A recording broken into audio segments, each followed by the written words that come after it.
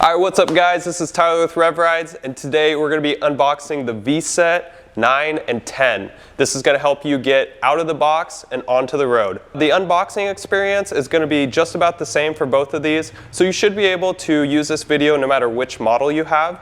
So let's get to it.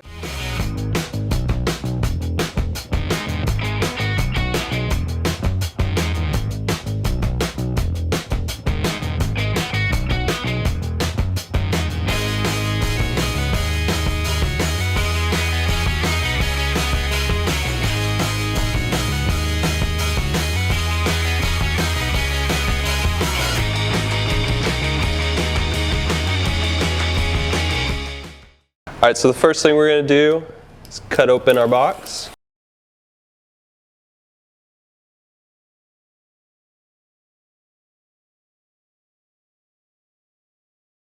Inside we have the Rev Rides packet with the P settings guide, a register your warranty card, some stickers, and then a quality control checklist. Every scooter at Rev Rides is quality checked by one of our technicians in-house. They look over the cosmetics, make sure the brakes work, pump the tires up, run the motors, everything that you'll need to get out on the road and make sure that your scooter's perfect. We have the user manual from the manufacturer, some universal reflectors, a charging cable, our charging brick, the VSETT toolkit. This is going to have everything you need to get your scooter all set up and out riding.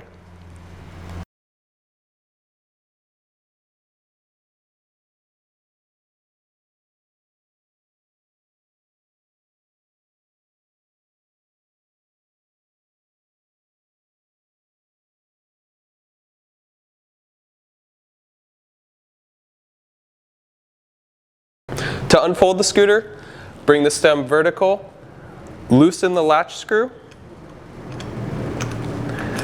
guide the hook over the pin, lock the clasp, and tighten the latch screw.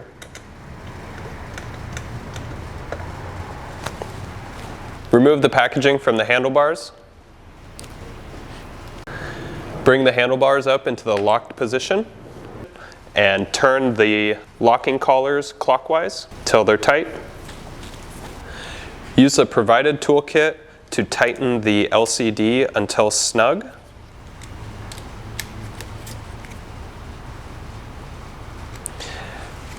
And then rotate it into your preferred position. Make sure that the lever doesn't interfere with the brakes at all and they're both freely moving. Be sure to check that both brakes are working, pull both levers and give a slight push forward and just make sure that the wheels are stopped.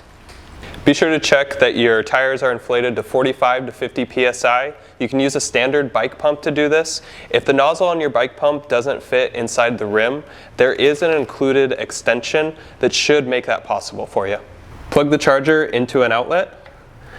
The LED on the charger will turn green, indicating that there's power. Plug the charger into either of the charging ports. Make sure that the slot on the charger is aligned with the slot on the scooter. And then thread the locking ring in. The LED on the charger will turn red, indicating that your scooter is charging.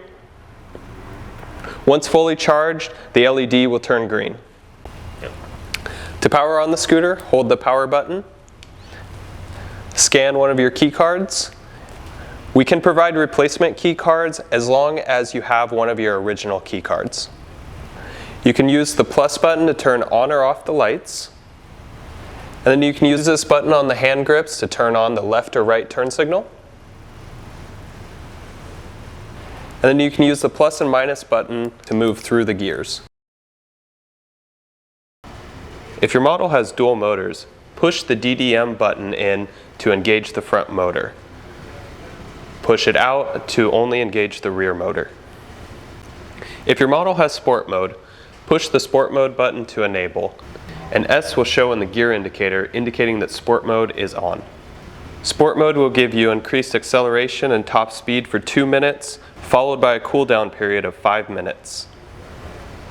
By default, kickstart is enabled, which means that the throttle will not do anything when you're at a standstill.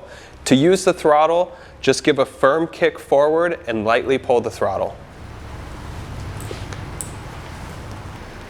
All right, so that's going to be it for today, guys. That should be everything that you need to get out and start riding.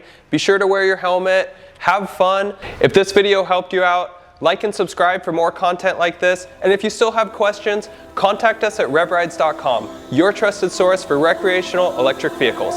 I'm Tyler with RevRides. Peace.